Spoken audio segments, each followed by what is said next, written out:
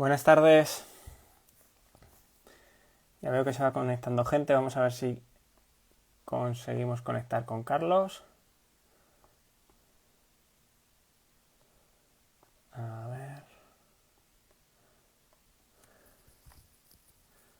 Aquí.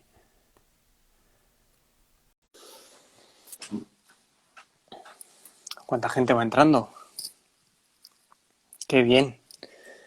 ¡Qué maravilla! ¡Hola, Carlos! Hola, ¿qué tal? Por fin lo hemos conseguido, ¿eh? Lo hemos conseguido. Con tiempo, pero lo hemos conseguido.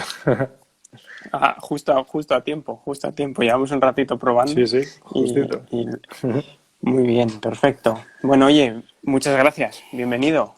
Bueno, gracias a ti. Gracias por invitarme. ¿Qué tal estás, Carlos? Muy bien. A tope como todo el mundo, como todos los fisios, ¿no? De un lado para otro Bueno, y todo esto, pero bien, la verdad es que muy bien.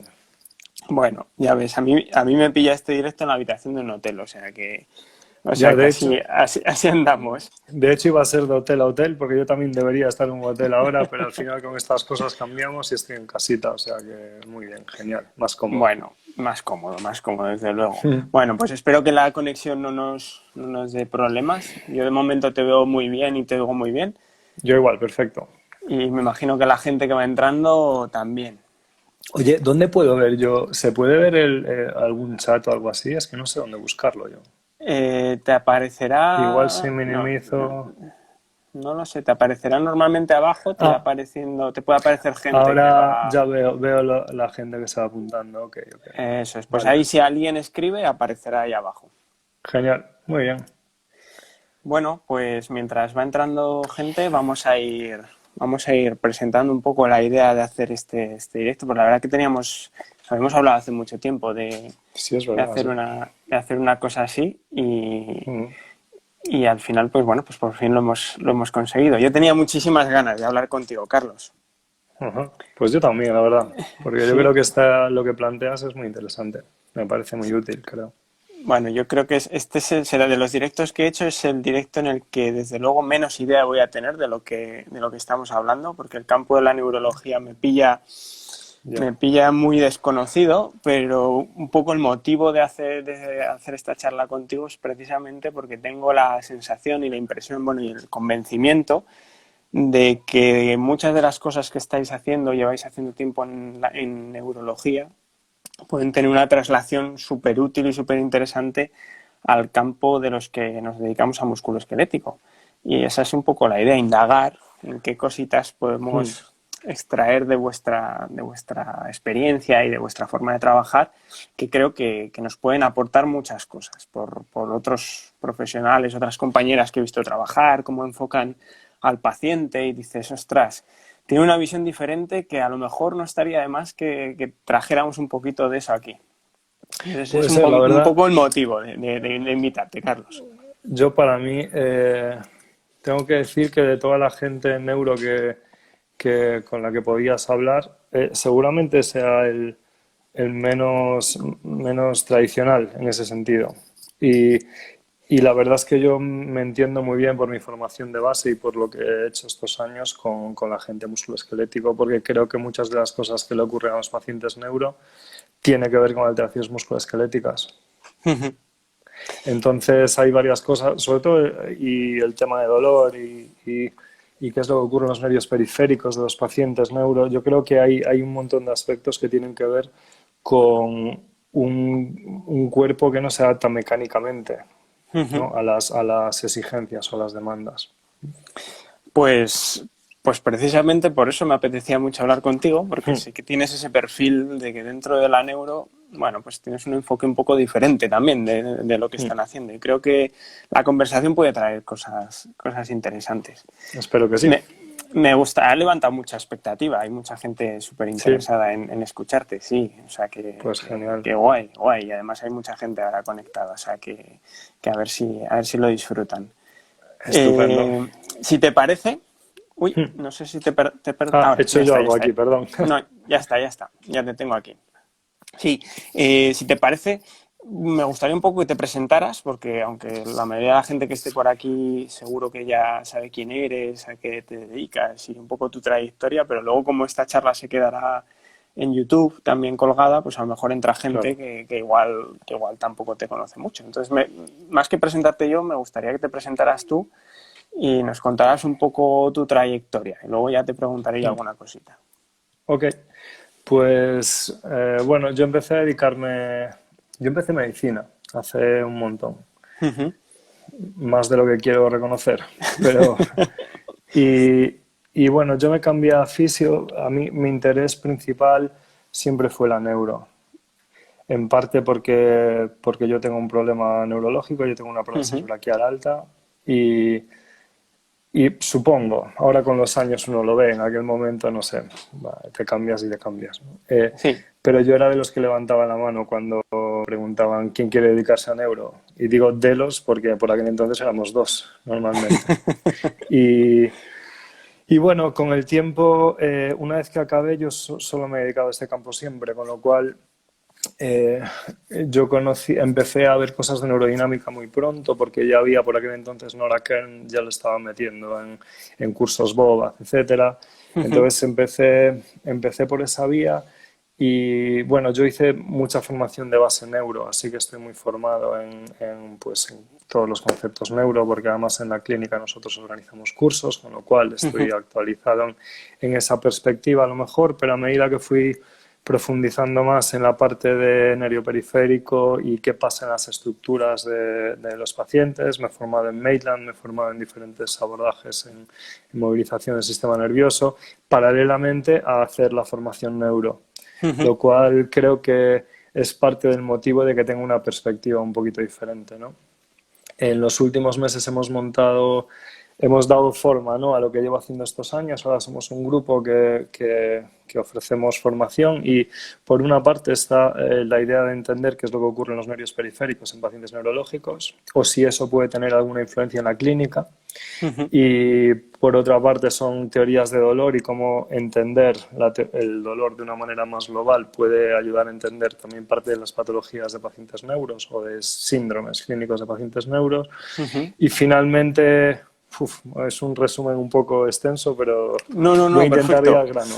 No, no, pero así Y, nos estás centrando en el tema. y después la parte que yo estoy muy interesado es el ejercicio con pacientes neurológicos, porque creo que en nuestro caso es una necesidad y que Ujú. bien guiada puede ayudar a que la gente mejore su movilidad y en última instancia su movilidad, su fuerza, etcétera, que es lo que dicen todos los estudios, pero en última instancia su funcionalidad también, ¿no? Y básicamente lo que hacemos, resumiendo muchísimo todo, pero nosotros planteamos principios de casi de gimnasia deportiva, diría, de entrenamiento con peso corporal, fuerza y protocolos específicos de movilidad, porque yo creo que en neuro es interesante que la mayoría de los artículos hablan sobre pérdida de rango de recorrido, Ujú. pérdida de fuerza, pero sin embargo no es lo habitual que tengamos un enfoque basado en las mejores maneras para ganar fuerza, en progresiones de fuerza y sobre todo en la exposición a carga de los pacientes. Sí, para la parte más de ejercicio. Y yo creo que eso sí hace un resumen un poco del Perfe- momento actual. Perfecto, perfecto. O sea, bueno, por lo que has contado ya se trasluce que efectivamente no eres un un neurotípico, ¿no? Estás introduciendo conceptos de campos que igual no han estado tan presentes en la neurología. Y una cosa que me Seguro, interesa a mí especialmente, desde que te conocí, es un poco qué interés le veis al conocimiento, a la aplicación de lo que es la neurodinámica en el paciente neuro. Porque nosotros en musculoesquelética, claro, la neurodinámica la llevamos trabajando mucho tiempo y la centramos mucho, al menos mi punto de vista, la centramos mucho en el dolor, en la parte de la mecanosensibilidad neural, la influencia que puede tener en los síntomas dolorosos del paciente. Y me gustaría saber desde qué perspectiva enfocáis la neurodinámica en el paciente neuro, porque no tengo tan claro si lo veis tanto desde el punto de vista del dolor o lo veis más relacionado con alteraciones del movimiento o con cómo puede condicionar la función del paciente. yo, la verdad es que todavía pregunto cuando damos cursos por ahí, pregunto a la gente qué porcentaje de pacientes neuro que te lo estoy preguntando a ti ya que estamos aquí, ¿crees que tiene un problema en un nervio periférico? Que puede tener un nervio periférico que no funcione en buenas condiciones. Claro, yo no he visto un paciente neuro desde hace miles de años, ¿no? Sí, sí, Casi, pero casi, solo casi, así casi por... desde las prácticas de la carrera. ¿Mm? Pero es algo que no me hubiera planteado, no me hubiera planteado hasta que conocí un poco vuestro enfoque y que estáis haciendo algo así, y ahí es donde me surge la curiosidad, porque yo no me lo habría planteado. Claro, por una parte, la verdad es que teniendo en cuenta lo que le pasa a los pacientes neuro en general, y yo creo que puedo decir en general, es evidente que el sistema nervioso pues funciona de una manera diferente, ¿no? Y que seguro que tiene una alteración, porque la gente no siente partes de su cuerpo, no puede mover partes de su cuerpo. Y, y esto pasa desde el minuto uno. No es algo que ocurra progresivamente, salvo algunos casos, pero si nos centramos en la patología más prevalente, como puede ser ictus, traumas de cráneo, etcétera, esto pasa desde el primer momento. Una vez que ocurre esto, y a lo mejor es pertinente que haga así un desglose un poquito desde el primer momento para que se entienda un poco por qué el nervio puede ser importante en pacientes neuro. Y entonces, una vez una persona tiene un ictus, deja de funcionar partes de su cuerpo y lo que ocurre en los nervios es que se altera la velocidad de conducción. Esto hay bastante evidencia en relación a eso. La musculatura se empieza a cortar muy pronto, pero en el momento agudo yo tengo la oportunidad, he podido trabajar fuera en varias ocasiones asesorando equipos de daño cerebral sobre estas cosas precisamente, ¿no? Y he podido estar en UCI mucho. Y he visto un poquito el proceso desde que el paciente está en UCI hasta que sale y qué es lo que va pasando en su cuerpo a medida que pasa el tiempo, ¿no? Entonces, el fenotipo, es decir, la postura corporal que tenga un paciente, no hay mucha evidencia de exactamente por qué ocurre de una manera o de otra y es posible que un aspecto mecánico del nervio periférico pueda tener que decir algo en este aspecto. Porque realmente muchos de nuestros pacientes no tienen clínica. Yo creo que esa es la diferencia, no tienen clínica dolorosa. Sí que hay muchos que sí, pero sí que hay un porcentaje alto de la gente que se trata con nosotros que no tiene dolor. Ajá. Pero si sumamos todo este proceso y lo vemos a lo largo del tiempo y las posturas en las que acaban algunos pacientes, es posible que el nervio no dé clínica porque tenga una afectación mucho más severa de lo que se podría pensar. Sí. Y después, con el paso del tiempo, evidentemente, esto afecta a los patrones motores de la gente, si queremos utilizar el término patrón, pero a la capacidad de moverse de la gente. Y yo creo que un aspecto importante, y creo que a lo mejor es lo que llevo unos años subrayando más y hablamos por ahí, es que las resistencias que hay en el cuerpo de los pacientes, de todas las estructuras, pueden delimitar mucho su función. De hecho, si vamos a buscar la bibliografía y vemos qué pasa cuando un tejido se mantiene quieto a lo largo del tiempo, del nervio se sabe menos, aunque ya se sabe algo, pero la musculatura tiene un proceso de acortamiento progresivo y con el paso del tiempo las articulaciones cada vez empiezan a acompañar este proceso, incluso a solaparlo, ¿no?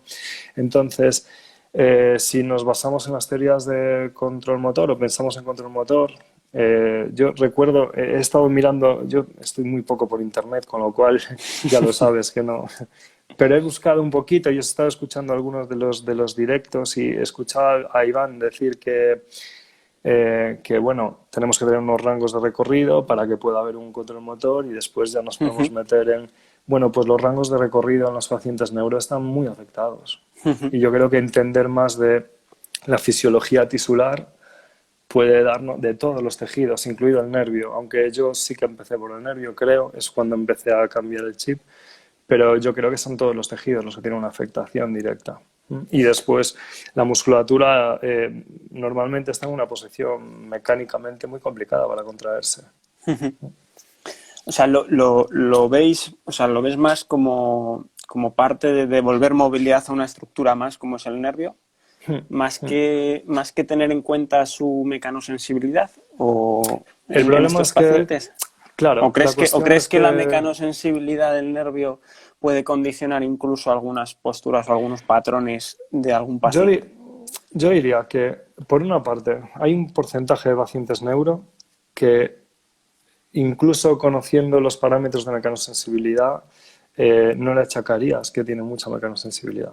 Ujú, Esto no quiere decir que no tenga un nervio muy afectado, pero sí que no hay mucha mecanosensibilidad. ujú, Entonces, desde un punto de vista mecánico, hay algunos pacientes que presentan muchísima mecanosensibilidad, hombros dolorosos, que esto ujú. sí que todos habéis oído hablar de hombro doloroso, aunque no Sí, te dediques a neuro, ¿no? La idea sí, de sí, sí.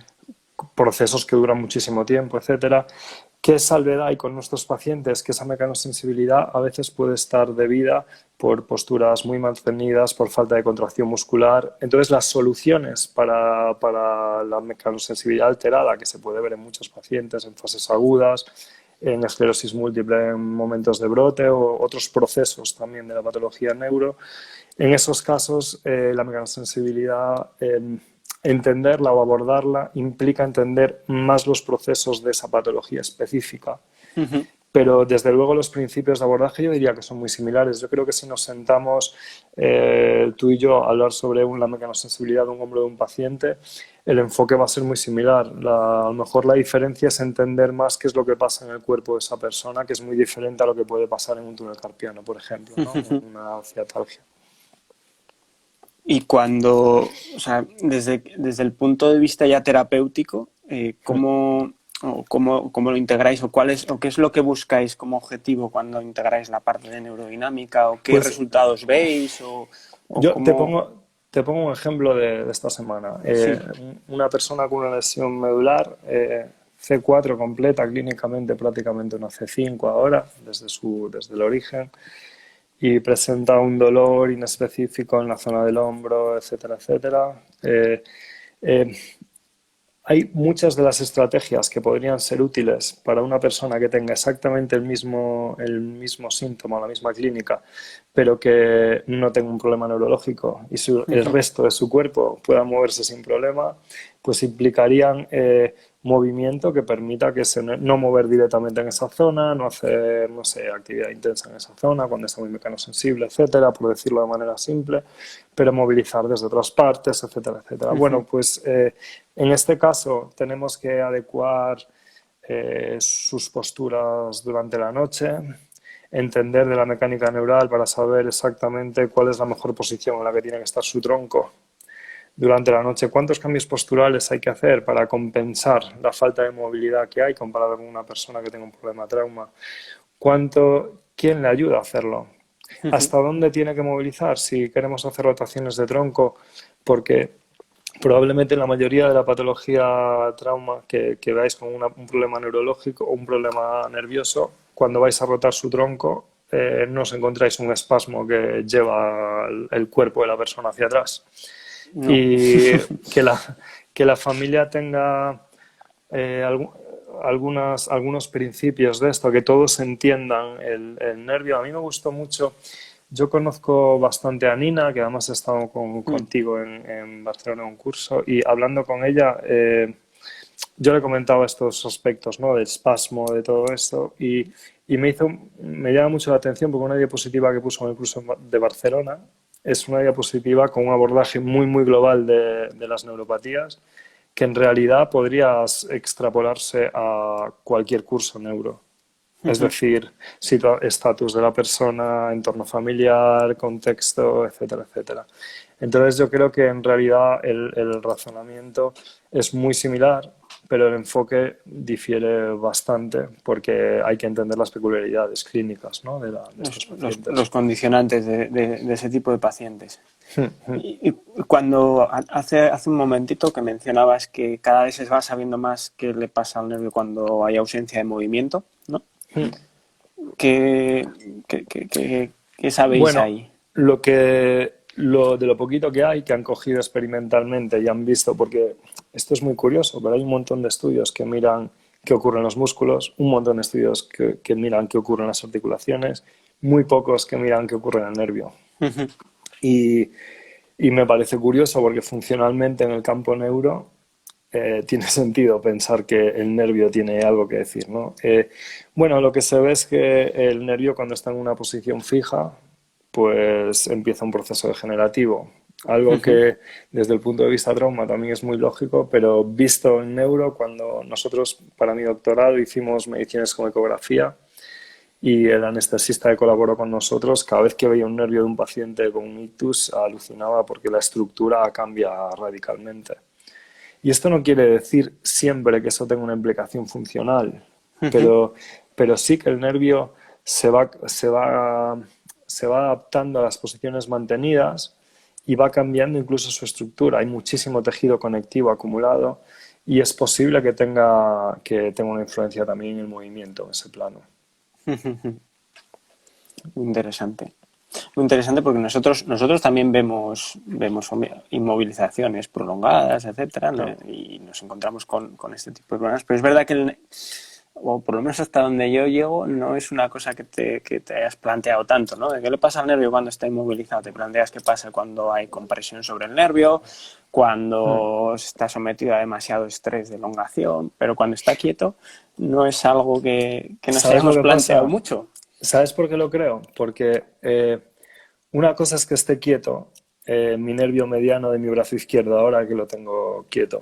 Sí, Pero otra cosa es la inmovilidad que ocurre en los pacientes neuro. Es eso decir, es.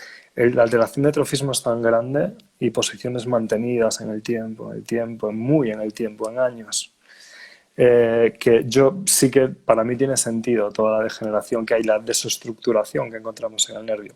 Pero mira, si quieres una cosa que creo que puede ser interesante para esta charla en concreto, hay algún estudio que han cogido a ratas y les han inmovilizado las piernas desde pues justo en el momento de nacer.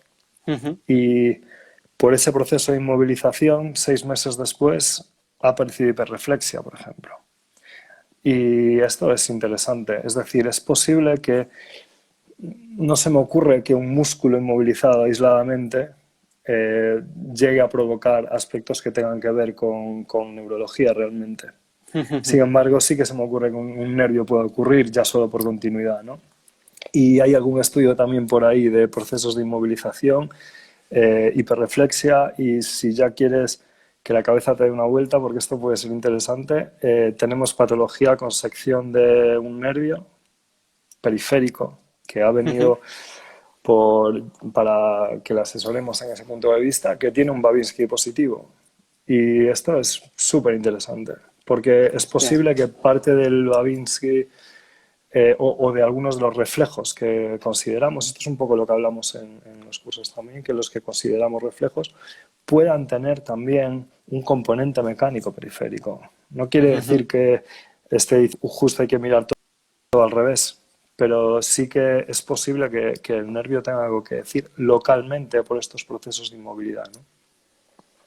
Porque esto es muy interesante esto que mencionas, porque alguna vez te he escuchado hablar y mencionar, ¿no?, que en el paciente neuro se da por hecho que es un problema central, ¿no? Y te centras en que es un problema central del sistema nervioso central.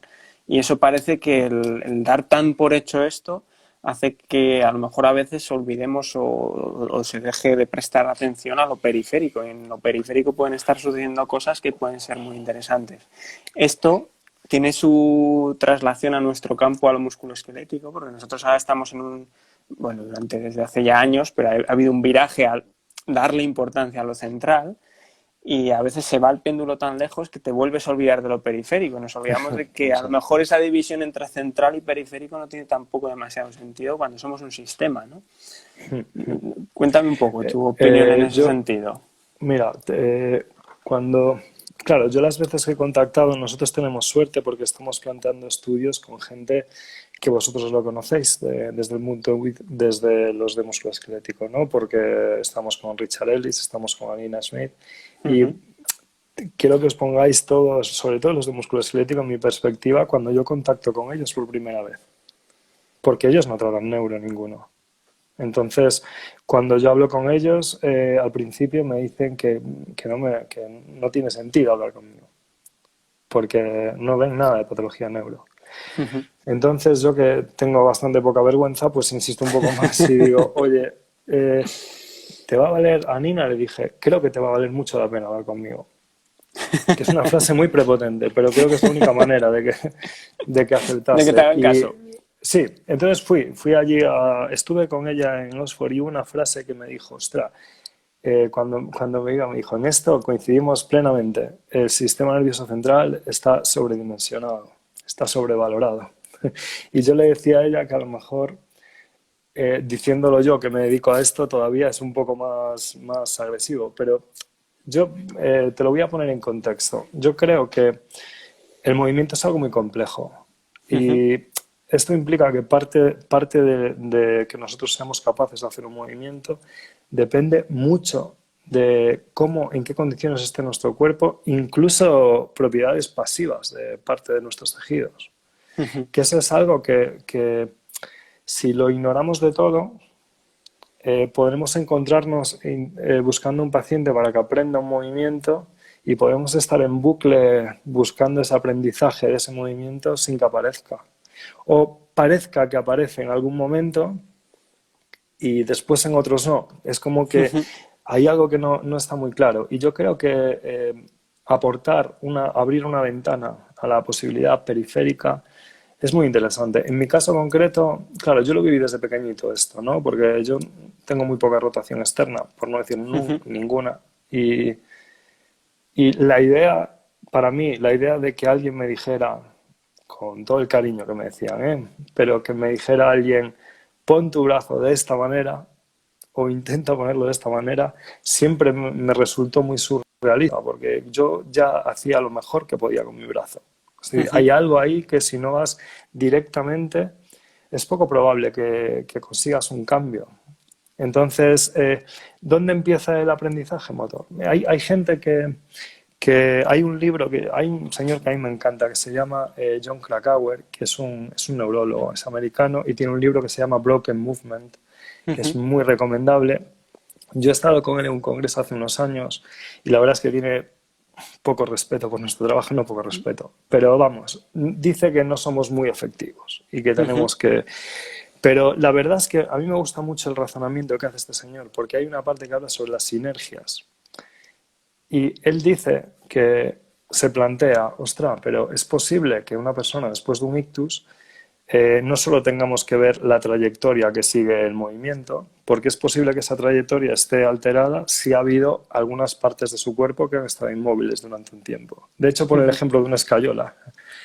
El problema con un paciente neuro es que dada el proceso inflamatorio previo que ocurre en casi toda la patología neuro, todos los tejidos se vuelven mucho más mecanosensibles, por lo tanto provocan más restricciones, que es más fácil que se mantengan en el tiempo y Ujú. que a lo mejor no es una escayola, a lo mejor es una escayola pero que ocupa todo el cuerpo o casi todo el cuerpo. Y esto condiciona que los movimientos realmente no tengan, si me permites el término, una ventana de movimiento. No tienen Ujú. posibilidad de hacerlo si no vamos directamente a ver qué ocurre en los tejidos. Cambiar el tejido para facilitar la aparición del movimiento, ¿no? O sea, Sí, es lo sí, que sí, sí. O si no, si quieres para ir un paso más atrás, haz algo para saber si el tejido está listo. Ujú. Vete a comprobar si tienes suficiente recorrido para hacer algo. Es decir, si quieres que una persona transfiera su peso a una extremidad, asegúrate de que tiene suficiente eversión, Ujú. porque en mucha patología neuro puede haber, de hecho todos hemos visto a algún paciente neuro levantar un pie solo por un lado. Y es posible que esa falta de recorrido ahí también condicione que no se pueda trasladar el peso lo suficiente. Y hay un componente pasivo importante ahí que puede frenar el movimiento. De hecho, algunos pacientes cuando le decimos que trasladen el peso hacia un lado, lo llevan y vuelven progresivamente otra vez. Y es posible que se trate de un problema de resistencia. Ujú. El otro día en una de las charlas que estuve viendo, que te comentaba ahora Iván, él hablaba de algo muy específico, ¿no? De la posición de la cadera en relación a la columna lumbar. Y Sí. a lo mejor nuestros pacientes parten de un punto todavía más atrás. Es decir, parten de tantísima restricción en muchísimos planos de movimiento que a veces es difícil saber por dónde tienes que ir, pero desde luego yo creo que todos los que nos dedicamos a neuro tenemos esta idea de que a veces la repetición, es decir, vuelve a hacer esto, insiste, insiste, insiste, a veces no es efectiva. A veces no es efectiva. Ujú. No es efectiva porque no se puede permitir el movimiento. A lo mejor no hay o espacio no puede suficiente, aparecer. no hay rango suficiente. Es cierto que ese rango puede estar limitado. Yo lo vería de dos maneras. Por una Ujú, parte, el rango de movimiento puede estar limitado pues, por muchas estructuras. Se ha visto que metabólicamente la musculatura de los pacientes con ictus, por ejemplo, pues tiene una alteración importante de las propiedades pasivas del músculo ya. Entonces, esto puede resistir el movimiento. Pero además, la musculatura no está en las mejores condiciones para contraerse cuando se lo ujú. permite. Entonces, yo creo que es todavía más importante que haya suficiente rango de recorrido en las estructuras subyacentes para que el músculo tenga más posibilidades de contraerse. Es muy interesante porque vuelve un poco a esa idea, ¿no? De decir, hostia, ni central ni periférico. Al final, que esto me gustó mucho de una charla que tuviste con Ben Cormack. ¿Te acuerdas que hicisteis una Sí, sí, sí. charla Sí, y sí. la he disfrutado como un enano, porque me parece Ajá. bárbara lo que habláis ahí? Y un poco hablabais del movimiento como propiedad emergente, ¿no? Sí. Tengo ese recuerdo de que hablabas de la importancia del rango, en periferia, el rango de movimiento, y a veces el conseguir un nuevo rango hace que emerja el movimiento de forma mucho más fácil. Sin embargo, si no, Es, puede que no nazca, ¿no? Y ahí, de ahí un poco la idea de vernos como un sistema y del concepto este del embodiment que sí. hablabais, que me parece fabuloso. Bueno, es que hay una parte de la marcha humana que depende hasta del rozamiento con el suelo, del patrón de marcha que tengas en ese momento, de la capacidad que tengas para poder tu cadera llegar cerca de la extensión, de la capacidad que tengas de hacer flexión dorsal. Y si esto no ocurre, evidentemente habrá algo que desde la periferia esté condicionando tu movimiento. Y no sé, a veces hoy por la tarde hablaba porque me pidieron bueno, me hablaron de un caso y es una persona que parece que tiene un problema de deslizamiento extraneural por no sé, estaba haciendo un gesto y tuvo un dolor en la espalda y bueno, todavía no se sabe mucho del proceso, está empezando, pero sí que le han hecho un test ortopédico ya y han hecho SLR y tiene 20 grados de SLR, un poquito menos de Ujú. 20 grados. Y cuando hablé con él me decía, es que a veces mi pie toca en el suelo. Bueno, pues yo creo que a nadie se le ocurriría empezar a enseñarle el movimiento. Estoy seguro de que no. Todos pensamos, ostra, vamos a permitir que sus estructuras estén en las mejores condiciones posibles para que ese movimiento pase, porque no creo que un aprendizaje pueda condicionar eso. Bueno, pues a lo mejor hay algo de esto, justo de esto que acabo de hablar, de este caso concreto, que ocurre en algún paciente neuro. Y yo creo que es importante abrir esa ventana, ¿no? Porque si no, acabamos repitiendo a los pacientes para que hagan todo, para que aprendan algo que a lo mejor tiene un condicionante periférico que tiene que hacerte verlo de una manera diferente. O abrir esa posibilidad, por lo menos. Me parece muy guay esto que estás mencionando porque sí, es poner otra vez un poco la balanza, ¿no? Equilibrar la balanza. A nosotros, quizá en nuestro campo, ahora se habla más de, bueno, y que está bien, ¿eh? Decir, bueno, da un poco igual cómo te muevas, lo importante es que te muevas. Dices, ya, pero hay veces que cómo está la estructura periférica condiciona mucho el cómo te muevas y eso puede condicionar parte de la sintomatología que tienes, ¿no? Y ahora estamos quizá muchas veces atribuyendo muchas cosas simplemente a lo central, tú muévete como te muevas, y hay veces que cambiando algo en periferia, hostia, cambia todo el cuadro, ¿no? Es que además, sí, sí, Dices, no, es es que que además, no podemos separar las no, es muy cosas. difícil. Es muy difícil. Además, incluso yo diría que en la patología neuro todavía es un poquito más dramático ese aspecto porque estamos hablando, no estamos hablando de la capacidad específica de contraerse un oblicuo en un gesto deportivo. Estamos hablando de que una persona no llegue a tocarse sus pies para calzarse. Y esto, con el paso del tiempo, que a lo mejor es lo que más me interesa el término embodiment, con el paso del tiempo condiciona la percepción que la persona tiene de su cuerpo también. Y la percepción que tiene el entorno y de las distancias y de un montón de cosas más, porque nuestro cerebro entiende el entorno a través del cuerpo. No hay otra manera. Y si el cuerpo no se mueve, entonces lo más probable es que el cerebro tenga una visión diferente de lo que está pasando alrededor y de cómo su cuerpo se relaciona con el entorno. Entonces, a veces, y esto me gusta mucho jugar con esto de vez en cuando, porque creo que a efectos de debate da mucho juego, pero yo sí que creo que a veces es difícil saber si algunas alteraciones perceptivas de pacientes tienen que ver con unas estructuras que no le dejan adaptarse al entorno o tienen que ver con el problema principal. Sobre todo cuando ha pasado tiempo. A veces es difícil saber. Eh, Te pongo un ejemplo. Hay patología neuro que les cuesta mucho echarse hacia adelante. Entonces, claro, eso condiciona poderse poner de pie.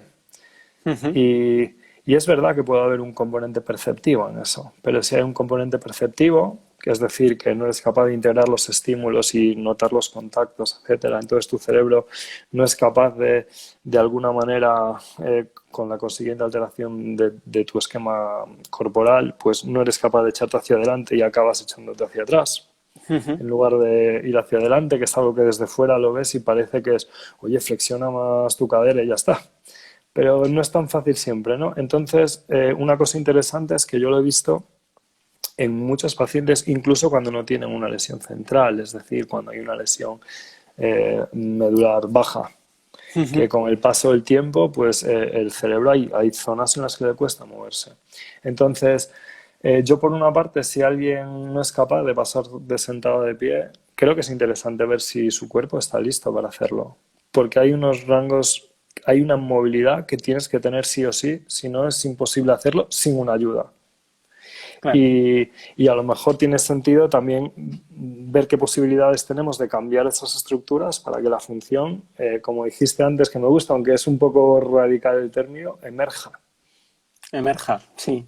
Mm, Sí, sí, sí, mm. sí. Sí, sí, sí, pero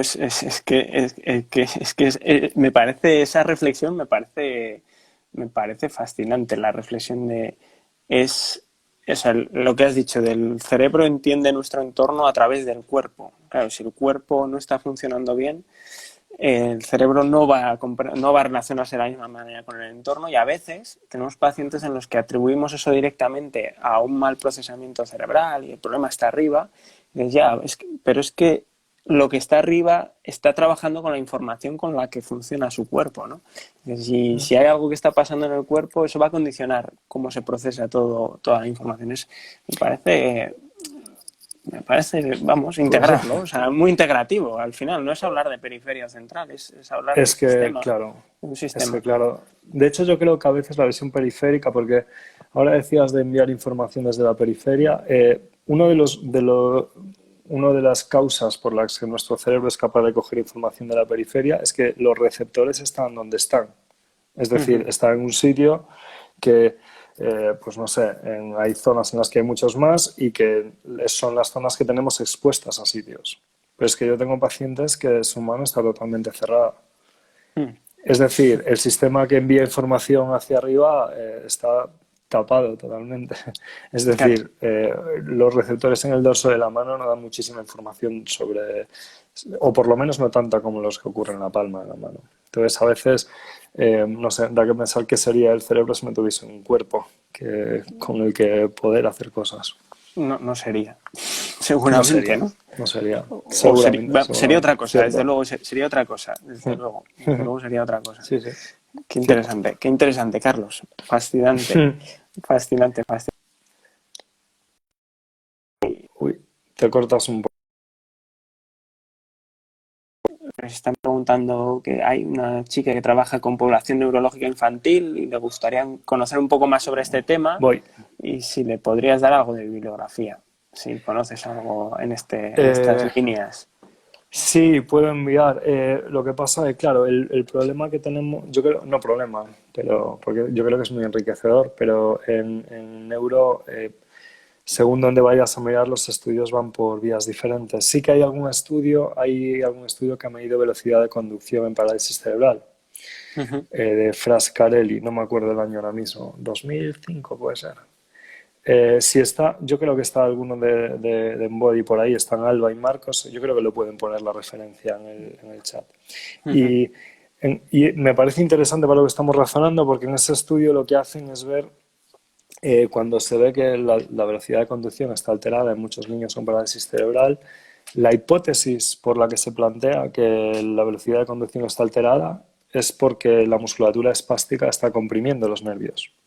Mm, Y tiene sentido, pero si le damos un poco la vuelta y volvemos a lo que decía al principio, ¿no? Desde el primer momento, hay el proceso anóxico, hay un proceso inflamatorio que ocurre muy parecido a lo que está pasando en los pacientes con COVID, ¿no? Que ujú. hay una inflamación que afecta a una gran parte, sobre todo en niños con PC, etcétera.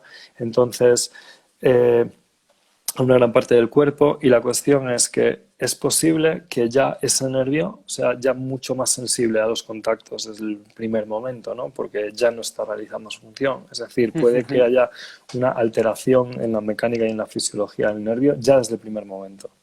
Y si ocurre eso, es más fácil que no solo el músculo espástico, sino casi cualquier cosa que provoque compresión haga que ese nervio pues, sufra de alguna manera y no pueda realizar también su función. De hecho, solo hay que ver la mecanosensibilidad tan alta que tienen los niños con parálisis cerebral, por ejemplo. Es decir, eh, cualquier ruido hace que de repente les suba el tono de manera abrupta o que los contactos les molesten. Hay niños que no toleran muy bien los contactos en la cara, como puede ocurrir en algunas neuralgias también.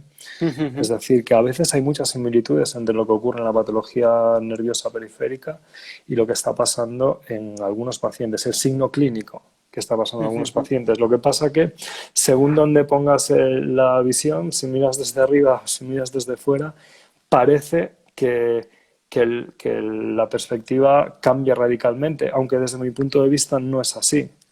Porque lo que pasa que yo creo que para poder integrar las dos cosas tenemos que tener las dos visiones. Claro. Sí, Yo sí, sí, sí, estoy, desde luego. yo estoy muy formado en, de vez en cuando, estoy muy relacionado con el mundo médico también y puedo hablar con médicos, con neurólogos y la verdad es que hay una parte de la visión que tengas en relación a la patología neuro que desde luego condiciona el enfoque e incluso el tratamiento. Yo creo que la visión periférica, es decir, oye, ¿hay algo que justifique esta alteración en el paciente?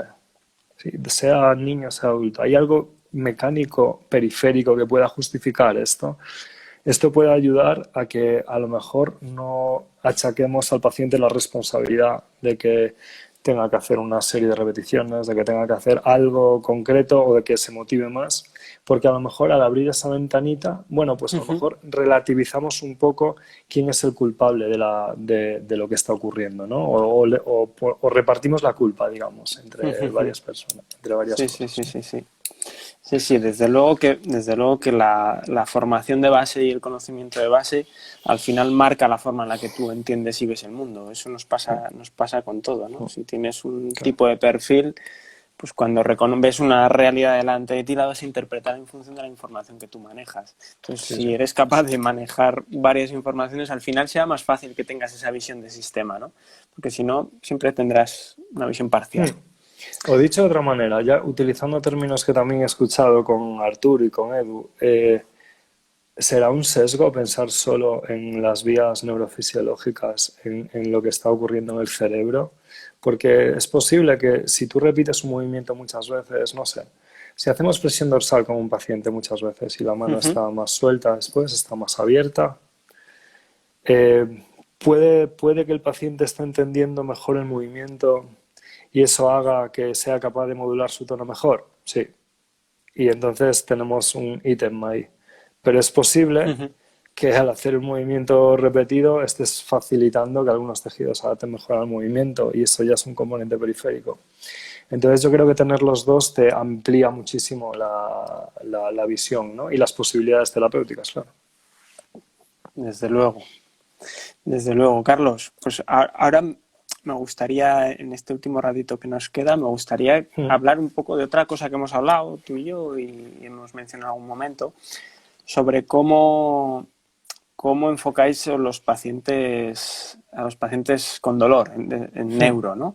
Esto lo hemos hablado con David Aso, que por cierto está por aquí, Pues un Está haciendo saludo para está todo el haciendo aquí mundo que algún no me haya visto. comentario. Sí, la función puede Genial. moldear la estructura, está diciendo ahora David. Y hablábamos de, por ejemplo, nosotros los músculos esqueléticos, claro, el motivo de consulta por el que viene un paciente la mayoría de las veces es dolor. Entonces tú te centras en el dolor desde el momento uno.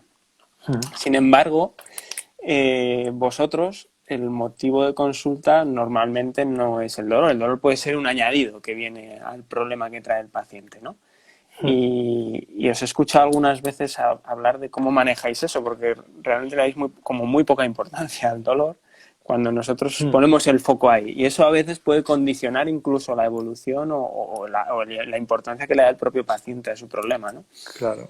Yo me formé con Butler en 2004, cuando fui al curso, que allí estaban Edu, estaba Iván y estaba Jorge, yo creo, de Therapy también. Y, yo era el único neuro, entonces, como casi siempre que voy a una cosa de estas. Y la verdad es que cuando hablé con Butler de esto, él me dijo una cosa que me dijo, todos los pacientes son neurológicos, porque yo creo que era todavía ese momento muy, muy central, ¿no? Sí. Y, y la verdad es que una cosa que creo que hacemos muy bien los que nos dedicamos a neuro, pero en parte es porque no tenemos la formación de base de todas las teorías de dolor que vosotros sabéis, pero sí es cierto que una cosa que hacemos bien es que estamos tan centrados en la función que el dolor queda en una parte secundaria. Tanto es así que nosotros en algunos protocolos de intervención que tenemos desarrollados, el ítem con el dolor no es que desaparezca, es sino podemos hacer la función a pesar de que el dolor esté ahí igualmente. Es decir, porque no lo vamos a poder cambiar, algunos dolores no los vamos a poder cambiar en una hora, pero somos capaces de trabajar igualmente en nuestro objetivo, que es aquel, hacer eso a pesar de que el dolor esté ahí presente. Y esto es algo que creo que hacemos maravillosamente bien, porque rara es la vez que en una sesión neuro, ahora con los años todos sabemos muchísimas más cosas, rara es la vez que el paciente está tumbado y le estamos preguntando, a ver, ¿dónde te duele? ¿Te duele aquí? Venga, y descríbeme el dolor. Y esto no ocurre en neuro. Nosotros estamos a otra cosa totalmente diferente y sí que creo que hay muchas enseñanzas positivas para extraer de ahí, ¿no? Sí, sí, sí. A mí esa parte me parece una reflexión súper interesante porque dices, claro, si... Lo que pasa es que también es verdad que el paciente en neuro tiene una motivación quizás superior a Puede ser. ganar esa función, ¿no? Una prioridad superior a la del dolor que le pueda estar limitando. Y a lo mejor nuestros pacientes Puede ser. musculoesqueléticos se centran ellos ya mismos mucho en el dolor y nosotros no hacemos más que reforzar ese foco en el dolor cuando si fuéramos capaces de precisamente eso, pero podemos conseguir esto a pesar de que tengas dolor, mejorar la ¿Sabes lo función que, a pesar de que tengas dolor, a lo mejor eso haría incluso que el dolor disminuyera. ¿Sabes lo que pasa? Que yo creo que hay una salvedad con eso, que es que la mayoría de los pacientes neuro tienen muy claro su objetivo, su motivación, clarísimo. Pero, es decir, yo puedo plantear protocolos de tratamiento de movilidad de fuerza con pacientes porque saben que lo estamos haciendo, desglosamos todo para saber que ganar movilidad ahí puede ayudarte para esto, para esto, para esto y además paralelamente, un poco a lo que decía David de moldear, ¿no? Paralelamente, nosotros estamos muy familiarizados con los contextos, es decir, con crear el entorno adecuado, que el paciente tenga que realizar su función en su contexto adecuado. Y los pacientes lo tienen como más claro, pero a veces se me ocurre, se me antoja, que vosotros sabéis más de la patología de trauma, pero se me antoja que a veces plantear un programa de ejercicio para alguien que tiene dolor puede resultar, en la gente que no está acostumbrada a hacer ejercicio, puede resultar un tanto extraño y a lo mejor es más difícil generar una adherencia a eso, porque no ven una meta más allá del dolor. Puede ser eso a lo mejor. Sí, sí, sí, eso nos pasa desde luego, depende del paciente que viene, si viene muy centrado en que quiere, su objetivo es deshacerse del dolor y Claro, encima claro. viene con una idea de que eso va a desaparecer porque tú le hagas algo, el trabajo que tenemos ahí de cambiar esa creencia inicial, de enseñarle la necesidad de ese programa de ejercicios para que tenga una repercusión en su objetivo, no siempre es fácil. Yo creo que ahí tenemos una cosa que aprender de vosotros, pero a lo mejor nos puede resultar más difícil por el motivo de consulta, la motivación que trae el paciente a la consulta, ¿no? Que ya es diferente. Puede ser, puede ser.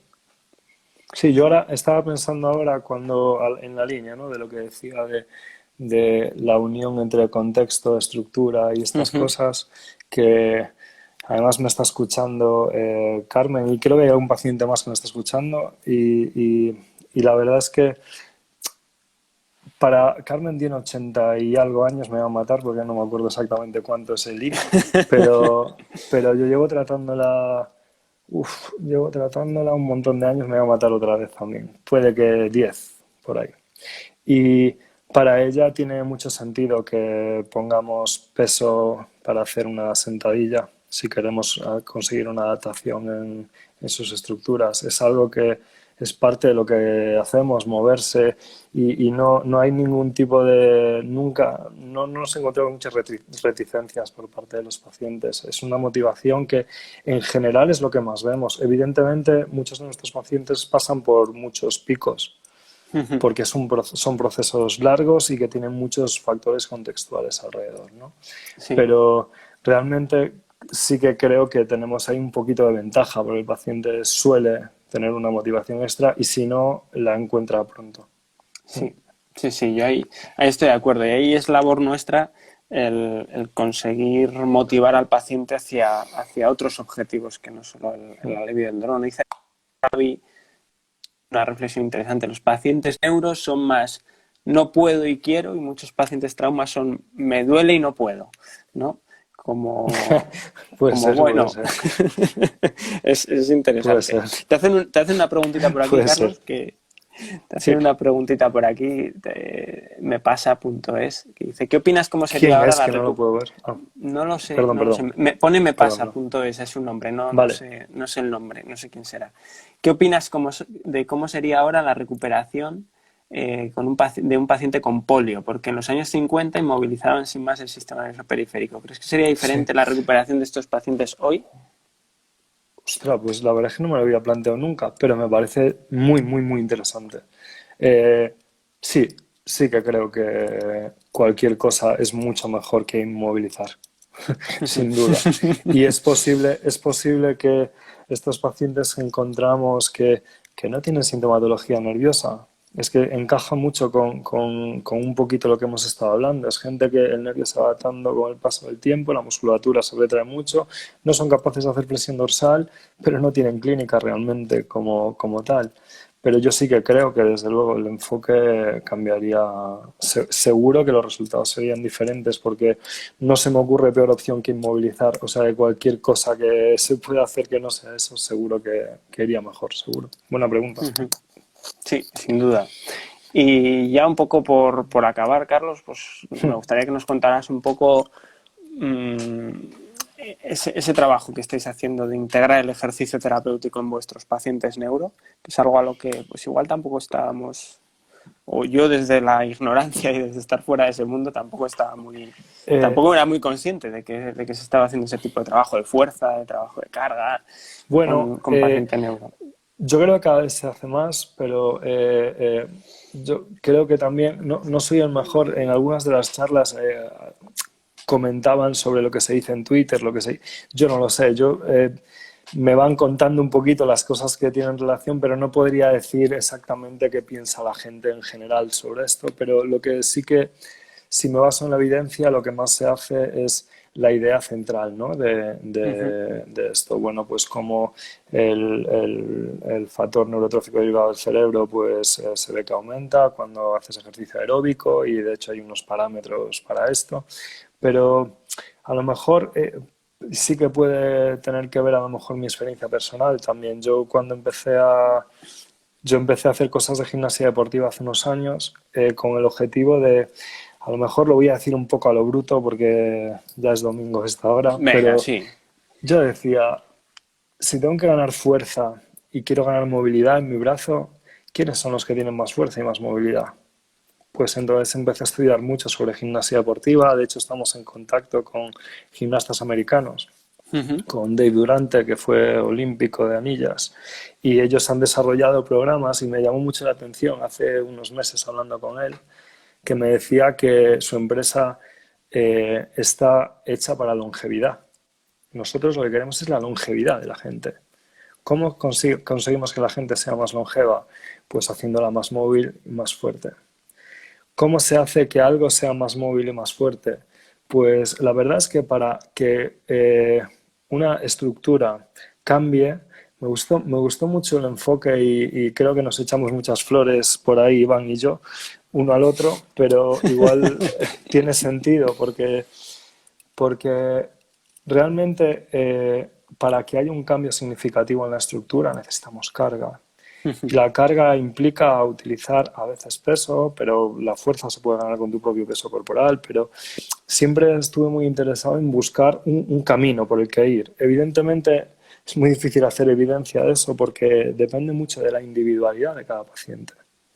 Yo cuando empecé a hacer ejercicio, yo nadaba durante una temporada, evidentemente solo a crawl, porque sin rotación externa no se puede nadar de otra manera. Pero no, yo nadaba bastante distancia y la verdad que cuando me cambié a empezar a hacer en el gimnasio lo típico, yo siempre cuento una anécdota de un chico que me paró y me dijo, oye, mira, yo soy fisio y me dedico a neuro y entiendo de movimiento y estás haciendo fatal los ejercicios. Entonces dije, ostras, pues estupendo, pues cuéntame un poco cómo quieres que haga. Y una cosa que me llamó la atención es que me dijo, como no tienes rotación externa, coge un Telavant y haz rotación externa. Pero claro, es que no tengo el recorrido ahí. Es decir, ¿qué posibilidades tiene mi musculatura de contraerse? Claro. Sin embargo, si pienso, ¿cómo puedo conseguir ganar movilidad? Bueno, pues a largo plazo lo que puedo hacer es ir haciendo protocolos que incluyan pues movimiento activo, sí que movimientos mantenidos o estiramientos mantenidos, pero para eso tienes que controlar mucho la posición mecánica del nervio, después hacer trabajo con carga, excéntrico, etcétera, etcétera, etcétera, etcétera. Y ese pack de movilidad puede ayudar a que haya una ganancia de rango de recorrido que permita a la musculatura que está en una posición mecánicamente más desfavorable contraerse en algún momento. Y entonces empezamos por ahí y ya estamos en contacto también con una empresa americana que es de las primeras que ha hecho ejercicio para pacientes neuro, que sorprendentemente no tenían a ningún fisio, eran todos preparadores físicos, algunos de ellos con problemas, y acuñaron un término que me llamó la atención cuando me entrevisté con ellos, que era neurodiversidad. Dice, nosotros entrenamos a la gente con neurodiversidad. Y la verdad es que hay una parte del ejercicio que yo creo que si somos capaces de encauzarlo desde el punto de vista terapéutico como fisios, que es lo que tenemos que hacer, si somos capaces de eso, yo creo que tiene un potencial ilimitado. O sea, las cosas que se pueden...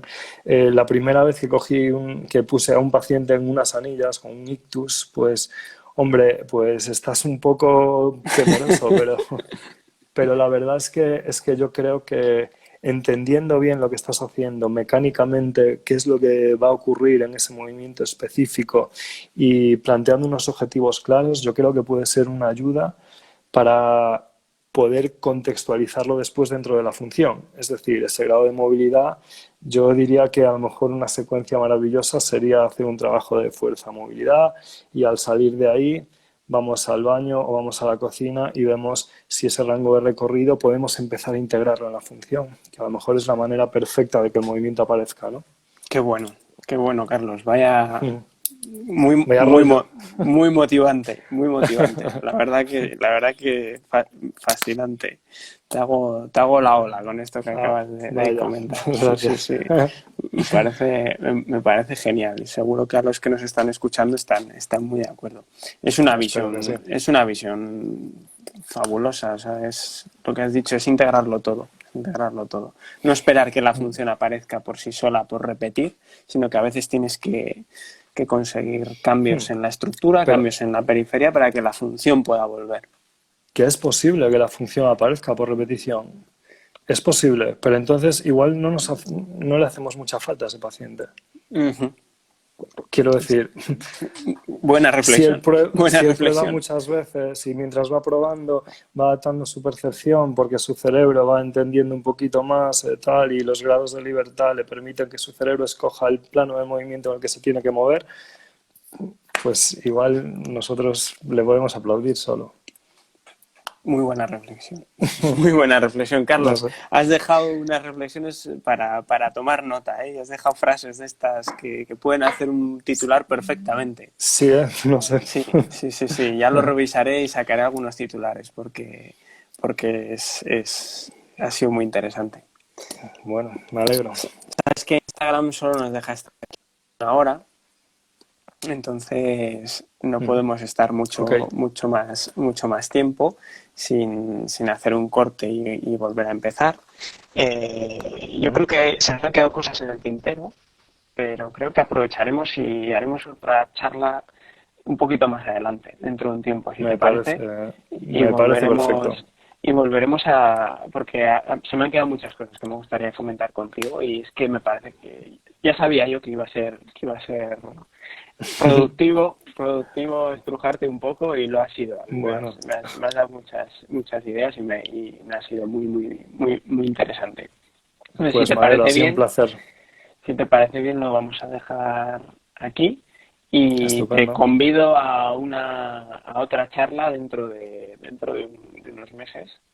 Hecho, me Volvemos apunto. a retomar algunos temas porque hay cosas que se han quedado en el tintero. ¿Te parece, Carlos? Pues me apunto a todo. Perfecto. Muy bien, pues muchas Es- gracias y quiero darle un saludo a todo el mundo, porque sé que hay un montón de gente viéndome que me dijo que me iba a ver y sí, quiero saludarles y si está por ahí alguno de los que he nombrado, pues muchísimo más.